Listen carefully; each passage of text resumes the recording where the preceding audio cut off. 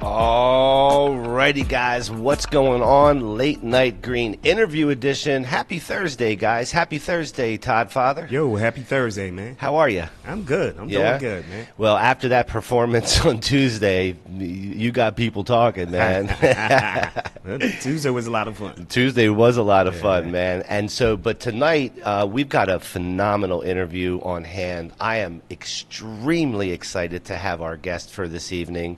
And I know you are. Very excited. Yeah, we all are here at the studio. So let me do the proper introduction. So our guest tonight is the first African American to own a licensed dispensary in the United States. Since 2022, she served on the University of Colorado Board of Regents. She managed several political campaigns. She was also unduly censured in 2025 for criticizing a campus public health campaign about the risks of cannabis. And currently, she is challenging the incumbent Democrat U.S. Representative Diana DeGette. She has served for 3 decades in the U.S. House of Representatives, and she is going to be in the upcoming Democratic primary. She also supports the full end of all cannabis prohibitions, and she is one of our own. Welcome to the show. There's a lot that I put out. Welcome to the show, Wanda James. Wanda, how are you? Hey, how is everybody? Hey, how are you? So happy to have you on the show. I'm so good. That's the longest list. Good. That's the longest list of accolades I have read so far. So that means that our guests are good, man. How are you, Wanda? I'm doing so well, and thank you for having me on the show tonight. This is fantastic. Late Night Green. It's what we're doing. Yeah, that's what we're doing. And so we're on the same team as you are, as you probably have figured out at this point. But what we want to do tonight, Juan, is we want our audience to get to know you better, understanding your past, there's some controversy, where you are today. So why don't we let's start with some of your origins. Where did you grow up? And give us a little bit about your early days. So that's so funny. So I was born a poor black child. My father was military. So every 4 years we left Colorado and went to Europe. My mom is British. And so I was raised in Colorado here in the United States and in Germany and England and, oh my gosh, Germany again. Everywhere. So we were back and forth a whole lot, typical military child. Graduated from the University of Colorado Boulder. And I'm the first black woman commissioned through the Naval ROTC unit at the University of Colorado Boulder. So when I left CU, I went into the Navy, where I was an anti-submarine warfare officer. And I spent 4.5 years in the military and started then in corporate America. Then I met this amazing man that I ended up marrying at some point along the way. And we opened up our first restaurant in Los Angeles, California, on 4th and Wilshire, called the Jamaican Cafe. And we missed that one in our research, Wanda. I mean, we loved it. So it was funny. On one of our first trips, Scott took me to Jamaica because he loves Jamaica and he spent a lot of his 20s there. And we were sitting on the beach in Negril. And we were smoking a joint, and Scott says, I kid you not, he looks over at me and he goes, we're going to get rich one day off of jerk chicken and weed. Wow. And what a place to have that vision, right? That's phenomenal. It made me laugh. That's phenomenal. So he's opened up 6 restaurants since then. And, I've worked on all kinds of political campaigns and, and that brings us to, where we're at today. So, politics, food and weed. Power and politics. Right on. It seems like both of you guys are a natural couple because, the many businesses that he started and all with your vast resume and all the things you're into, that's 2 go-getters right there.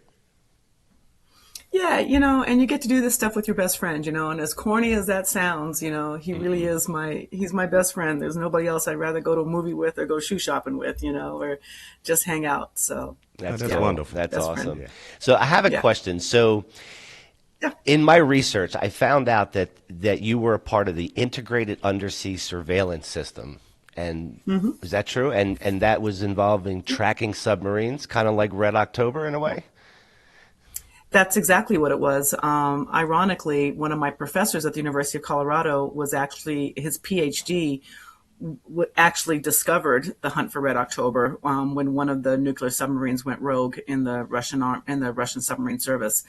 And so I became fascinated with underwater surveillance and submarines, and that's what I was able to do when I was in the military. Phenomenal. And when you were in the military, how did that naval experience shape you as a leader that you've become today? You know what? And it's a great question. And I love that question because being in the military, and so, that was a long time ago. That was before we had a, plethora of women coming into the military or even serving in combat roles. But that time, it took the word can't out of my vocabulary, right? Because, when I first got in there, I didn't think I was going to be able to do all of the physical things that you had to do in the military. And I did, and I didn't think I was going to be able to, at a very young age, be the officer for a team of people that were tracking submarines. And I did, so my lesson at a very young age was, whether you believe you can or can't is true. And so it took the word can't out of my vocabulary, which made it possible for us to go up against the federal government when we said that we were going to legalize cannabis. And that's a great answer because that's you've taken that experience and you've applied it into a Yeah. very worthwhile all worthwhile experiences Yeah. and causes. Yeah, that's interesting. So one of the questions I wanted to ask you is, at what early moment did you find that your causes were beyond just yourself, and you were into other causes and helping other people? So it sounds like at an early age you found that. You know, Ironically, I get asked that a lot. And I think that I'm just wired that way, right? It's not like I wake up in the morning and say, I'm going to go out here and change the world or do something that helps other people. I think that when you put yourself out there and you put yourself in scenarios where you have the opportunity to be of service, you know, you are of service to people and you find ways of making things better. And for me, the idea of legalizing cannabis was because my brother was a slave for 7 years, right? And so being in politics came before cannabis, and being in politics and getting to know the people who were going to be making the laws and fighting for change and being able to put yourself in that position to be able to help people and change the world, or change your little piece of the world. It matters, right? And so Yeah, whether it it's does. big or large, you know, being able to be of service to people matters. And That's that's why I'm running for office as well too now, because we're seeing politicians not help people. They're only helping themselves. They're helping themselves to millions of dollars. They're helping themselves and their family, but ignoring what people need, which is health care and opportunities to go to school and ability to buy homes and not get arrested or killed by the cops. Having America be a place that people still want to come to. And as corny as all of that sounds, that really means something to me. So That's here we are. special. We're Yeah, running for that's super. office. Wanda, that's super special. In the world of not many people can say that they're the first of something. I don't know if Todd and I can say we're the first. I might be the first one to create a weed claw machine, for example, here on the side of me. Hey, Hey, but being the first, when you walk in, when you walk in the room and you're the first, like, what's that feel like? Like, does that feel like an accomplishment? Does it feel like a lot of pressure? Tell me what that feels like, because I don't know. you know, so the first African Americans legally licensed to own a dispensary and edible company and a cultivation facility. I didn't know that until after it already happened. We found out that we wow. were the first when they did, what was that? It was a CNBC, Marijuana USA. And that came out in 2010. And one of the reporters said to us, "You realize that you're the first African Americans legally licensed." And that was the first time that it was brought to our attention, with Colorado being the first state that passed And then, I mean, Colorado has so many black people here. No, but Colorado has so few black people. There was not a bunch of people rushing to open up dispensaries and cultivation facilities. So when we found out that we were the first, we didn't know. So you don't go into anything, or at least I don't. You don't go into anything saying I'm going to be the first, because you can't, right? No, you can't. Being the first black woman commissioned through the Naval ROTC unit at the University of Colorado Boulder, I didn't know that until I ran for regent. And one of the people at the battalion said, they're like, Wanda, we think you're the first black woman commissioned through the battalion. And I'm like, get out of here. And we started looking and we did the math, and, you're the first. But here's the thing that I will say, which is interesting, and I'm really glad that you brought that up, especially when it comes to cannabis, because over the years, there have been people who want to argue whether you're the first or not, right?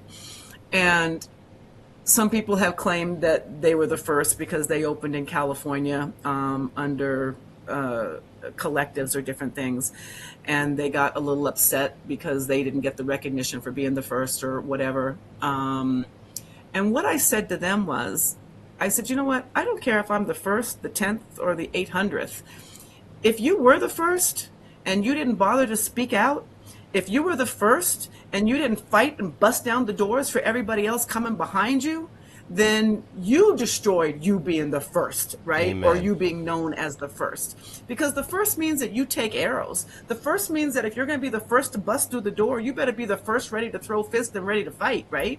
Because you've got to bring the others with you. You've got to bust down the doors. You've got to fight for what matters. If you're the first and you stick your head in the sand, then what good was it being the first? Excellent view. Excellent view. Put perfectly. And it seems befitting to you to not even know you're first at a couple of things, because it seems like you're just a hard worker and you're determined to do what's good in your heart. So you're just doing, and whatever that comes with. So we applaud your effort.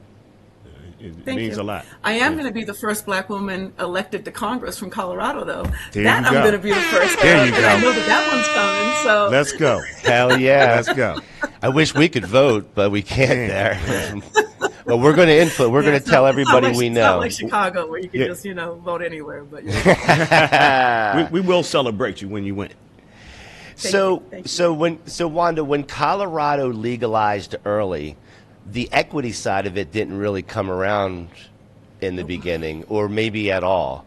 What's your thoughts on that, and how did you see that, and what did you do about it? So you know what? That was the most disappointing thing about Colorado. So y'all, you know that I had to fire my brother? So my brother is a cannabis felon. You guys heard me tell the story that my brother was arrested at 18 with $164 worth of street weed, and it cost him 10 years of his life. 4 of those years he spent in a privatized prison system picking cotton. $164 worth. Shame.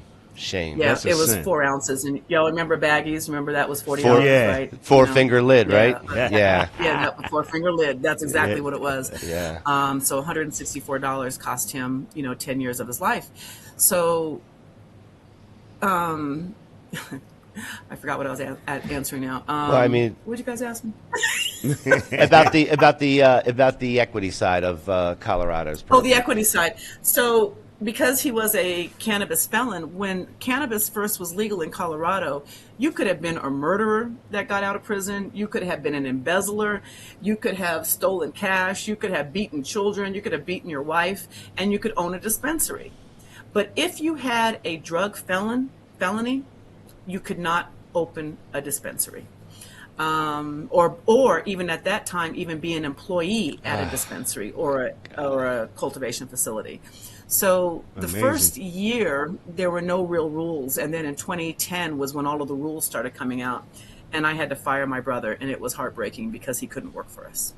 Goodness. So shamefully put in prison for something he should have never been put in prison for, and then the double whammy of not even being able to allow.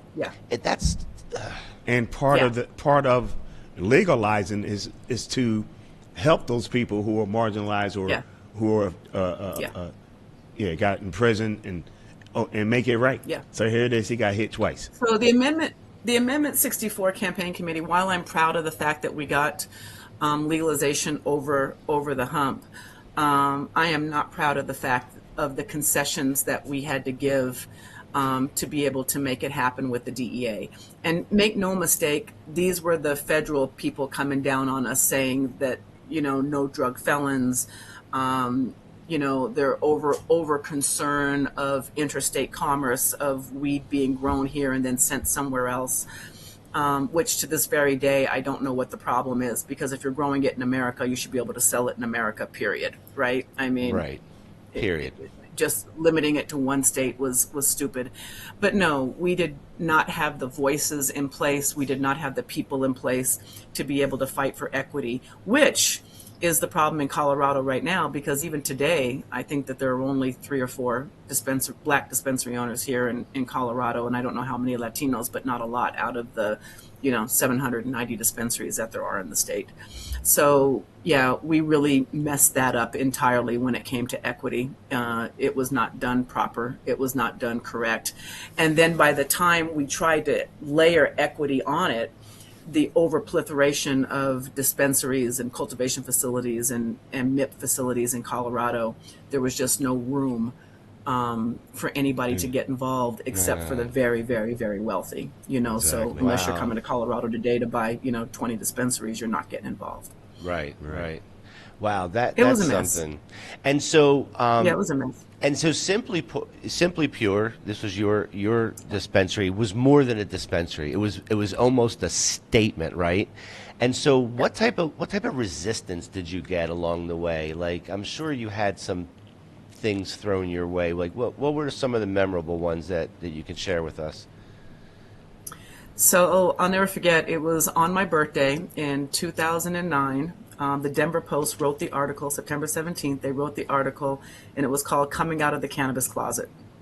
And it was the first article that was written on us that we were opening up a dispensary.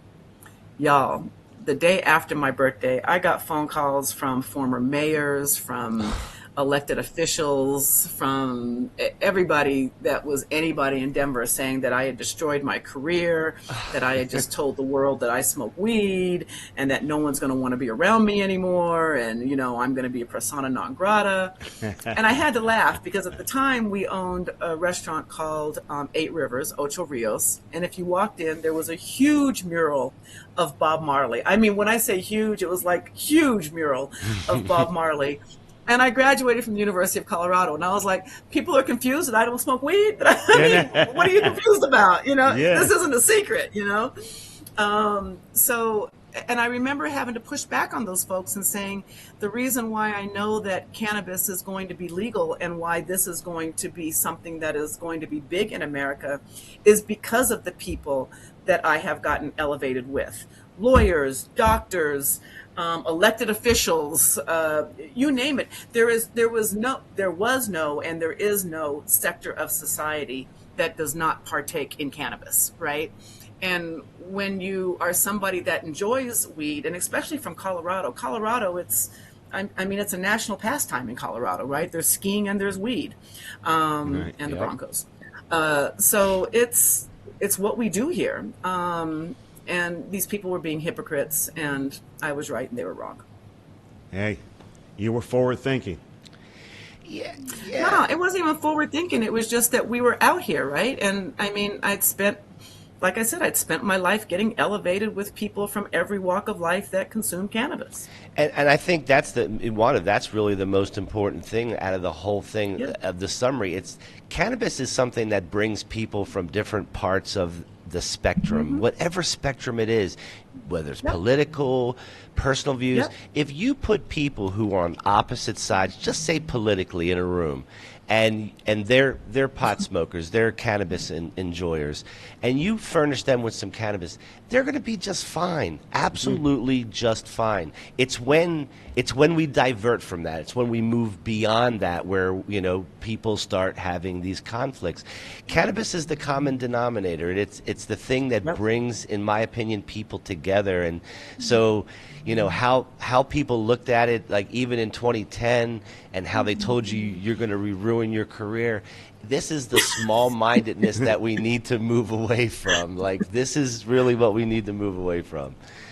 I really wish politicians would stop calling me and asking me for money, though, because now it's just fair game, so everybody wants to be a part of it. Well, And I Yeah. had to laugh. I remember a bunch of sessions ago, but Ted Cruz, the senator from Texas, when cannabis became popular, and he came out and said, "Well, I smoked weed when I was in high school."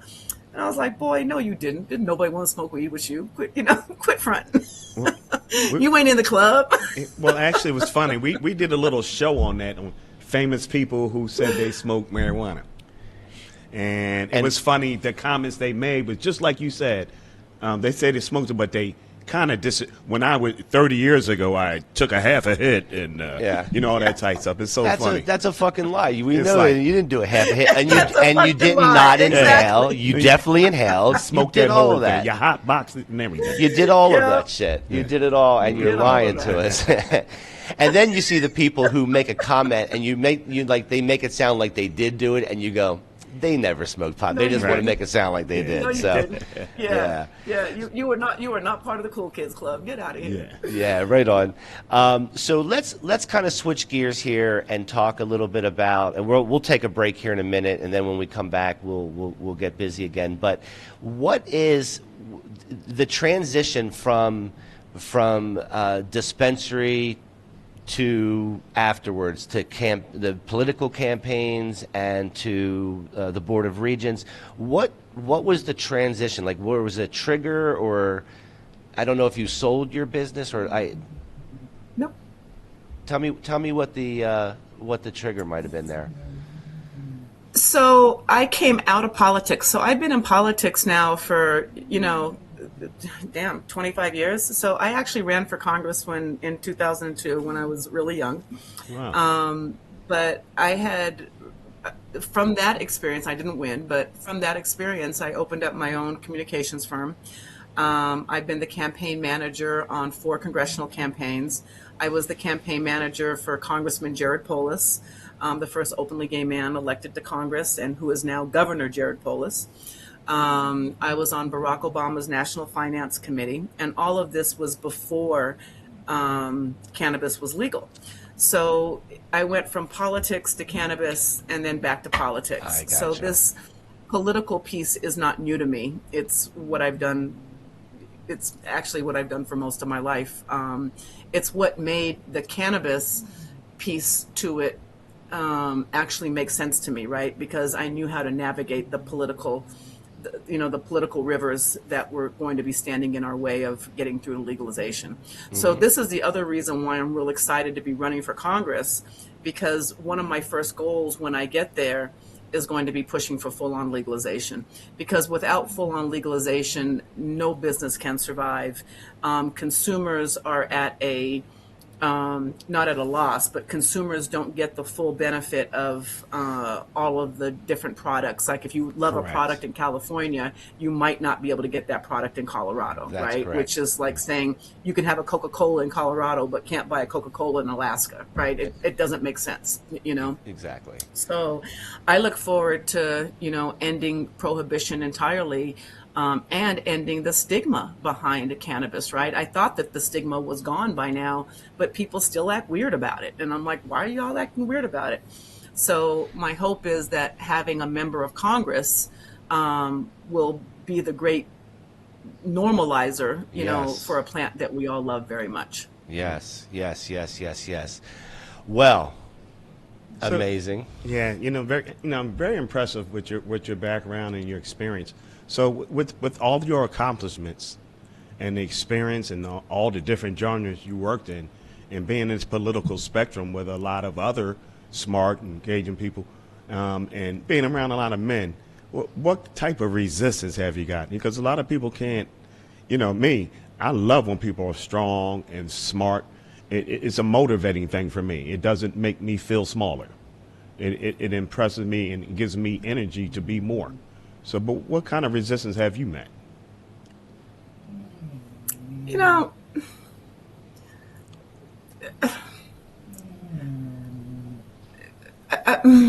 why am I struggling with this question? Because I don't care about nobody's resistance. I don't care what people think. You know what I mean? I mean, I don't. I absolutely do not care. Well, if I you don't don't care. listen, Wanda, if you and I like your answer because if you don't care, it's not on your radar, right? And so that makes a lot of It's sense not. to me. It's not on her radar, so it's like if you, No barriers. it's like it flies over the head, and she stays focused on what she needs to focus on, and that's noise, right? It's just noise. It's noise, and somebody going to be mad about something, and if Always, I always. actually, if I sat back and I thought about all the things that somebody was mad at, I mean, that would be 24 hours of my day Correct. trying to address what somebody is mad at, right? Right. Because everybody mad at something, and quite frankly, it has nothing to do with me, right? That's Right. Let their them be problem Correct. mad if by they got a themselves. Yeah. problem. Exactly. They can be Exactly. mad by Themselves. themselves. Yeah. Let them be bad by themselves. Yeah.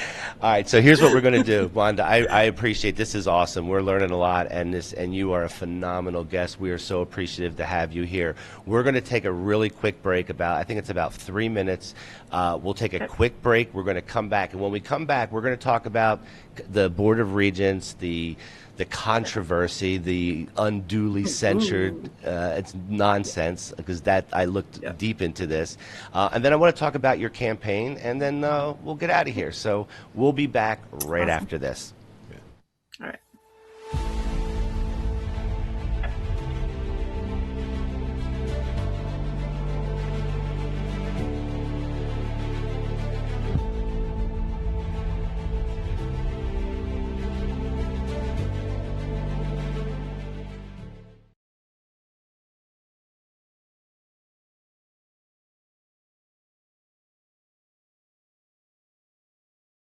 Marijuana is huge.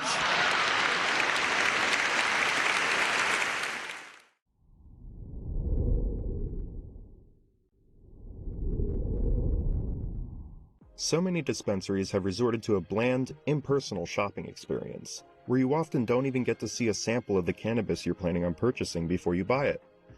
If you're looking for that extra personal touch, come check out High Roller Dispensary in Atlantic City, New Jersey. Our staff are avid cannabis connoisseurs who are sure to help you find the strains that fit you best. Whether you're looking for premium flower, edibles, concentrates, or tinctures, we have you covered with over 100 different strains to choose from, all of which are able to be seen, smelled, and thoroughly examined in our elegant showroom. If you're in a rush, we offer a seamless online ordering system that allows for in-depth exploration of all that we have to offer.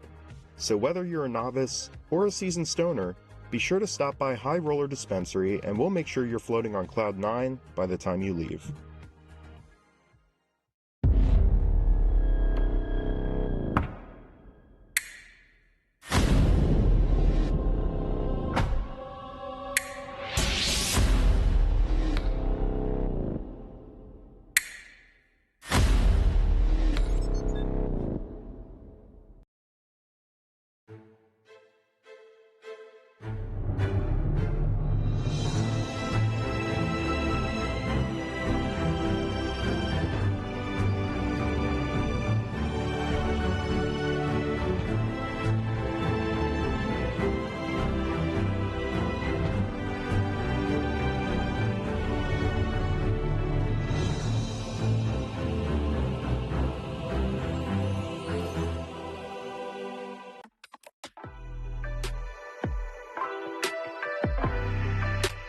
Right around here, 15 inches, maybe if you're younger, you go up to 19 inches, Yeah, you already went the big age. Sometimes a CIO might make commitments to a CEO that they just can't fulfill.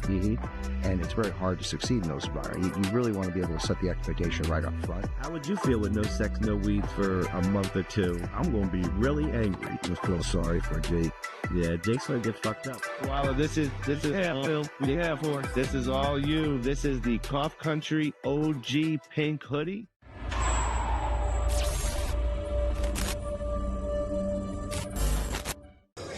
Hey, I'm OG Ganja Goddess, and you're watching Cough Country TV. Peace. This is Chef Marvin Jane, and you're watching Cough Country TV, live from New York.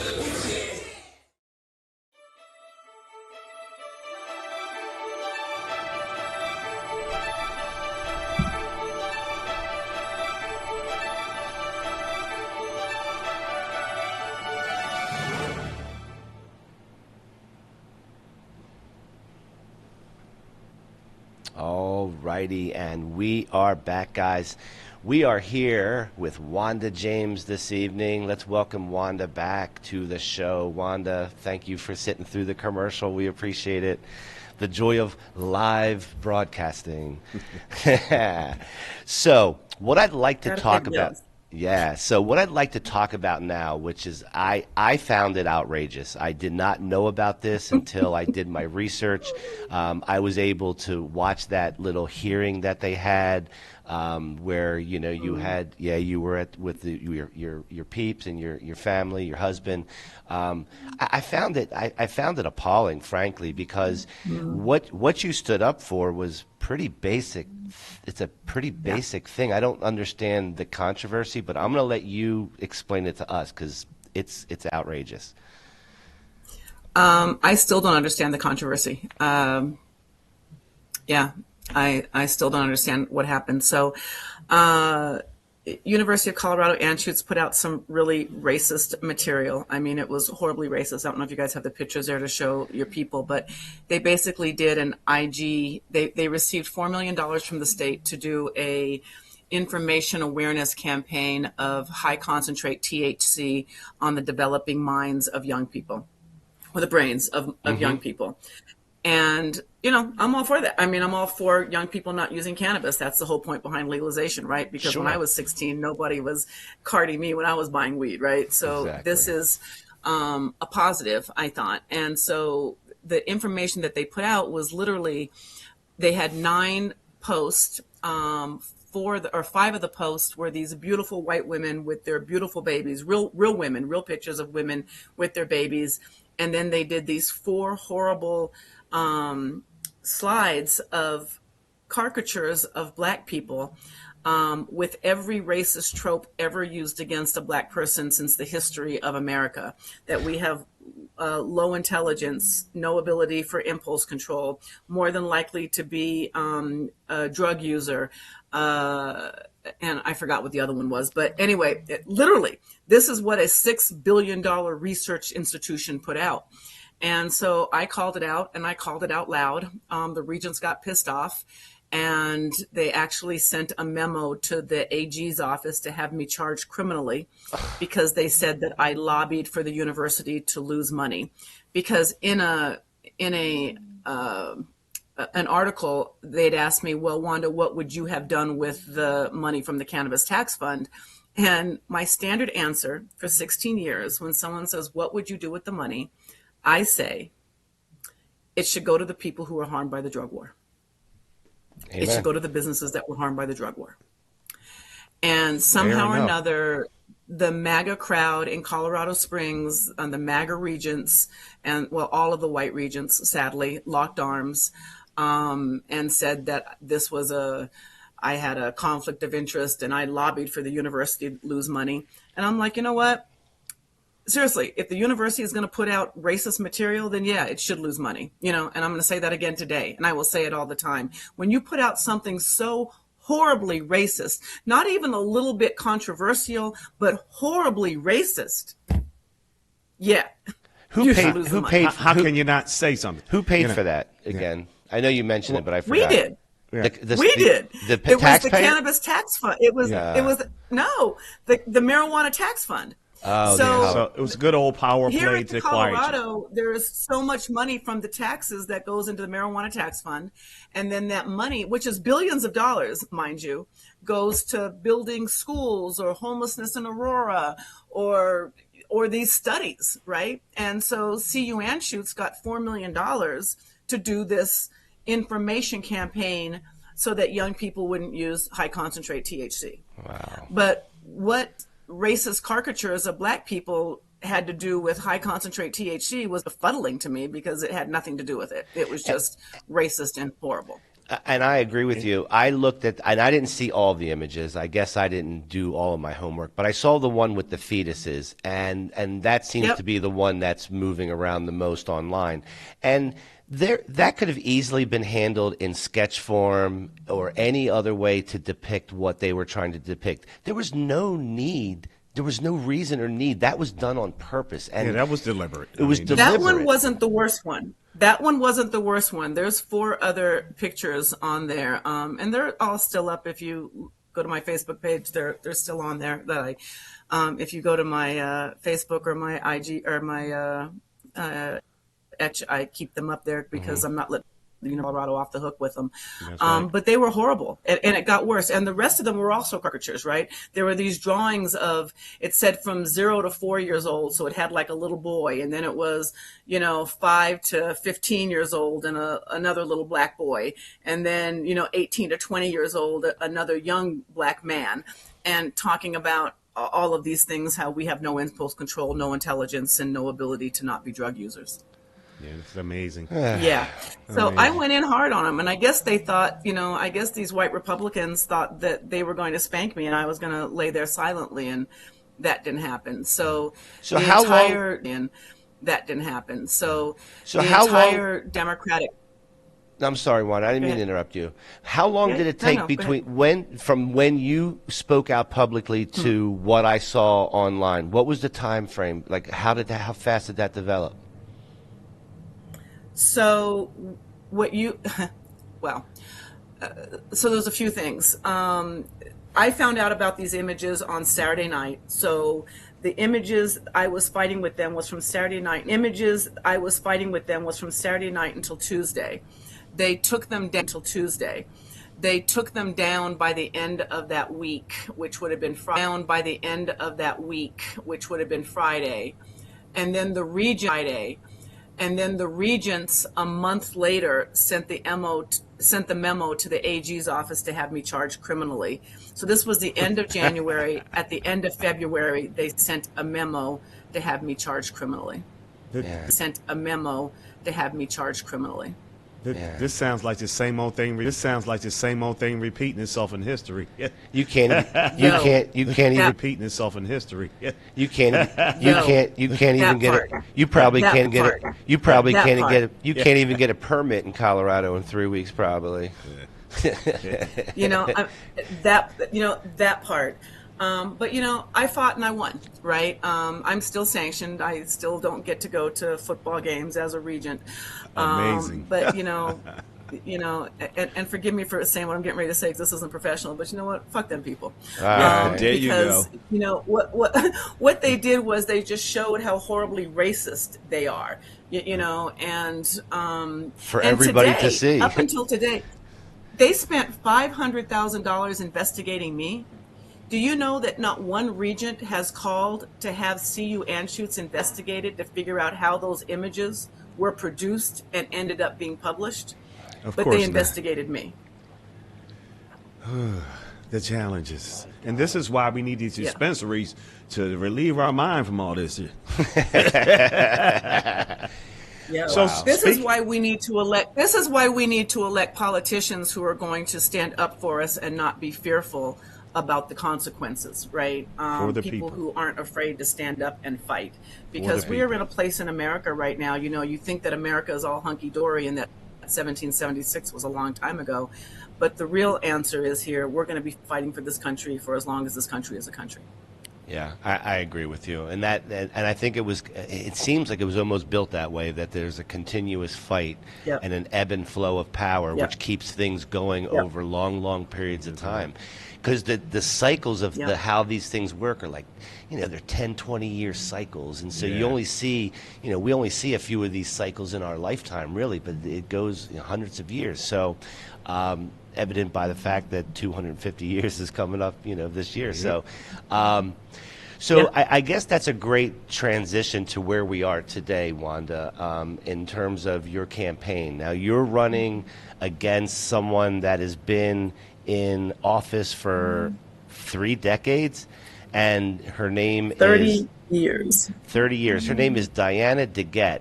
And Todd and I were talking right before we went on, and he was telling me that Diana DeGette also has a pro-cannabis position. Now, did Diana always have a pro-cannabis position? Or, because over 30 years, I got to imagine that her position has changed. So Diana is the pinnacle of a do-nothing Democrat. She doesn't lead on anything. She waits until the dust settles and then comes out or comes against something. There is zero leadership in this woman.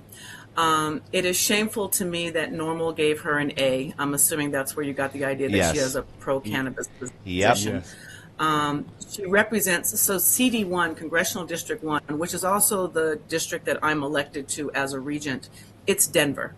It's literally just Denver, right?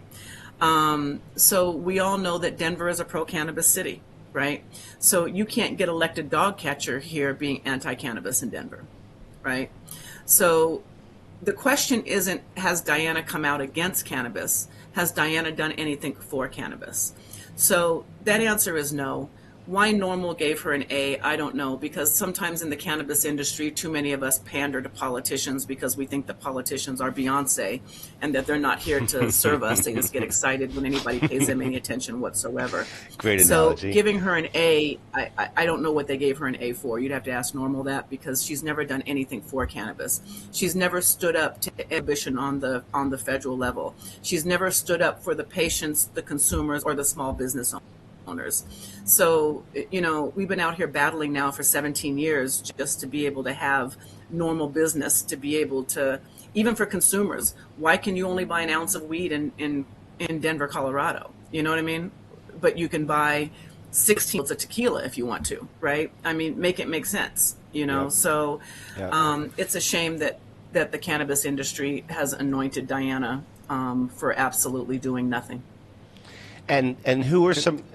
Go ahead. I'm Todd. sorry, and No, go that's ahead. what you get. You know, I mean, this, you know, it's not a problem within Colorado. It's across the country. You know, you can't have people sitting in the office doing this for 20 years. They get comfortable, and they don't have to lead anymore. They're just getting, getting what they're getting for their position. So we need new energy, new ideas, and people that are not complacent. Yep. And you take. We risks. do, You're, and you're when- for the people.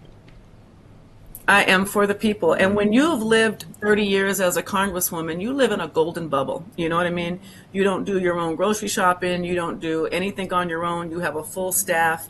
You know, she's never met a payroll. She doesn't show up in community. She's not in the Black community. She's not in the Latino community. She's not there with young people. She's not there with cannabis owners. She's not there with women business owners. There is no constituency as to where Diana shows up, because 30 years. She just keeps getting reelected and keeps getting reelected. But this is her first competitive race in 25 years. So we're bringing the battle to her. This is the first time she's been up against somebody that has name recognition and the ability to raise money and has political know-how. So we're about to give her a run for her money, and we're going to win. Yeah, you are. Let's go. And our internal polling says we're going to win. So I'm Let's excited. go. Let's go. And so, are you in a field? What you're in a field of 8? Is that? Did I get that right? Oh yeah. Okay. So. What do you mean a field of 8? In the primary, you've got 8 Democrats all primarying, or 7 against her? Or No. So anytime for Congress or even for president, you know, I mean, if you think about the list of president, there's probably 100 people that run for president every 4 years, right? So there are people who are in this race that haven't raised a dime, that nobody knows. So they're not really in the race. They just put their name, you know, they go to the Secretary of State and sign up and say that they're running for office. But no, it's going to be between Diana and I to see who goes to Congress. Well, listen, we're gonna keep talking you up, Wanda, because anyone that's listening from Denver, we need to make sure they understand who they must vote for. This is not even a question. Wanda is beyond. You are beyond impressive. You are amazing. But what we'd like to do is we'd like to ask you a few different things, like some lighter stuff, real quick, before we get out of here.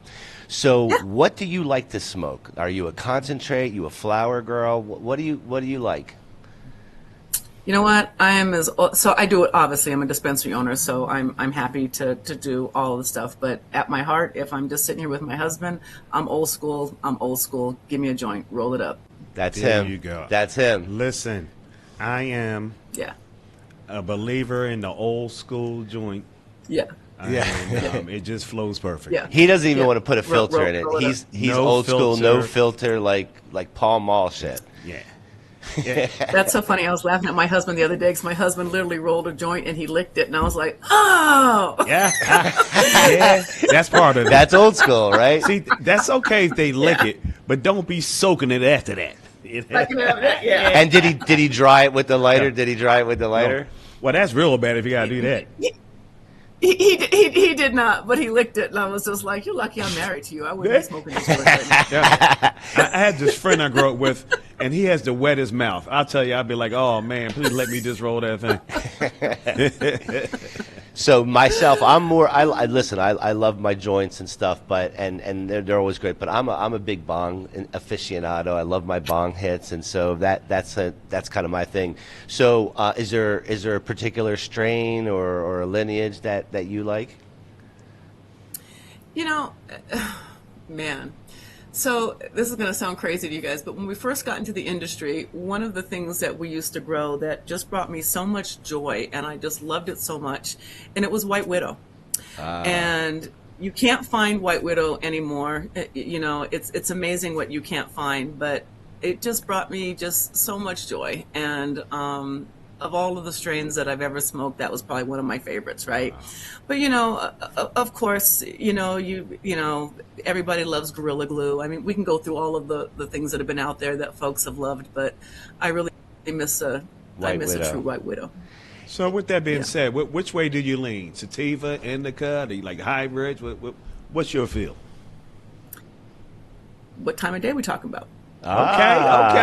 Come on, Am player. I smoking with my coffee in the morning at 8 o'clock, or am I hanging with my Yeah. husband watching a late night movie? Ask the question properly, you know, what my are we doing? man. Well, you know what? I'll say this. What are we doing? Okay. Well, I have to tell you, over time things change. Like for me, I'm an indica guy, right? I'll indica all day, morning, day, all of that. But as I matured a little bit, now I'm a little bit more, let me drop the sativa earlier today or the hybrid and save the indica for later.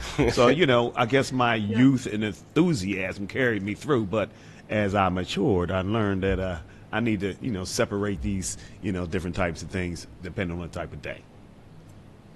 The most fun that we have in my house is we get up. We all get up really early. I don't know what that's all about, but we're up really early on a Saturday morning or during the day, and we watch politics early in the morning. We're drinking coffee, me, my husband, and my brother, and then we go into Stephen A. on ESPN, and so you know we get into all of the arguments from politics to sports, and it's my favorite time of the day, right? So it's coffee and a sativa.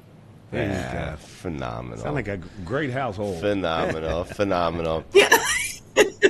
Well, I have to before we all get out of here. I have to. I was asked to ask you, Wanda. So on Cough Country TV, we've got a few different shows that we do here, and we're building a network that's designed to serve the industry. We're here to help companies sell, promote, and market their goods.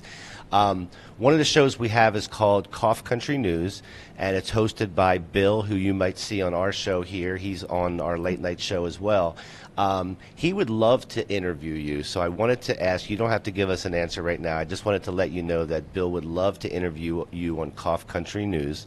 So just as a point of interest, FYI to you. Yes, of course. Yes. Awesome, Let me know when, and yes. Awesome. And then, you know, I guess, you know, I want to give you the last word if I could before we kind of wrap up tonight. I do want to let you know that we do a late night show that comes on an hour after we finish this show. And in the future, you may be wanting to come on and hang out with us a little more in a more, well, we put our hair down environment type of thing. So. I love it. I'm all about the late night, you know. I mean, you know, right. and we need to be in studio though. We're gonna have, you know, a good indica to end off the day with. You know? That's how it works. All you have to do is come. You know. Yep. You're always welcome here. I'm down. Yeah, Yes, well, I'm we're down. you know? We're down to Y'all, have you. I'm old school. This is y'all are talking my life here, you know. So this is love what it. we do. This is how we do, you know. I so this is all love good. it. Yes. Well, listen, I want to say this. When we're building this show and we reached out, I didn't necessarily think we would be able to get you, and I just wanted to say thank you so much for coming on the show. We looked forward to having you, and I watched videos of you, and I'm like, I really think that Wanda, she seems like a person that I can hit this off with, and lo and behold, you turn out to be somebody that I can hit it off with, and so thank you so much. We really appreciate you. You're awesome. All right, cool. I really appreciate you all too. And just if anybody is, you can go to Wanda4Congress.com, Wanda4Congress.com. You can see my platform. As much as I hate putting this out there, you can only get to Congress with money. We need to get money out of politics, but that's not going to happen by June. So if anybody wants to drop a dime, a dollar, or put $5 on it, that would be awesome. And if you want to follow me on Instagram or any of the socials, I'm Wanda L. James or Wanda for Congress. So Wanda L. James is me personally, personal stuff, and then Wanda for Congress is the political stuff. And Wanda, we'll make sure we get all the information in the description below this video so everybody can find a way. If you guys are in Denver and you live in Denver proper, you have an election coming up, and you will have the opportunity to vote for Wanda, who is on our show right now.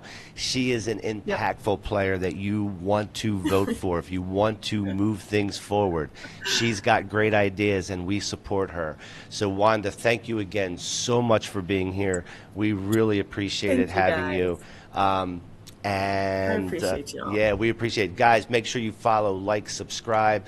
Cough Country TV, Late Night Green. We will be back in an hour to do the Late Night Show.